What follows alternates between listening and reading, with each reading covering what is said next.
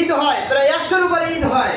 তাহলে কোনো ব্যক্তি যদি বলে যে ঈদুল আযহা ঈদুল ফিতর ছাড়া ঈদ নাই, অতএব ওই ব্যক্তি হাদিসকে অস্বীকার করছে। কি অস্বীকার করছে? নবী ইসলামের আগমনে আমরা কেন খুশি? পবিত্র কোরআনুল হাকিমে আল্লাহ সুবহানাহু ওয়া তাআলা ঘোষণা করেছেন, কুল বিফাদলিল্লাহি ওয়া বিরহমাতিহি ফাবিযালিকা ফালইফরাহু। বলেন সুবহানাল্লাহ। আল্লাহ বলছেন, যখন আপনাদের প্রতি কোনো রহমত, ফজল, অনুগ্রহ আমার আল্লাহ থেকে চলে আসে, তখন আপনারা খুশি থাকেন। বলেন সুবহানাল্লাহ।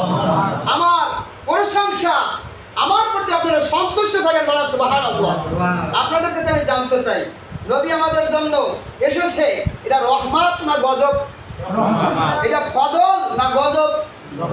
তাহলে এগুলো যদি আমাদের জন্য রহমত হয়, আল্লাহ তো বলছে ইয়া প্রভু তোমরা আনন্দিত হও, অতএব নবীকে পাই আমরা আনন্দিত। বলেন সুবহানাল্লাহ। এই আনন্দটাকেই বলে ঈদ। বলেন সুবহানাল্লাহ।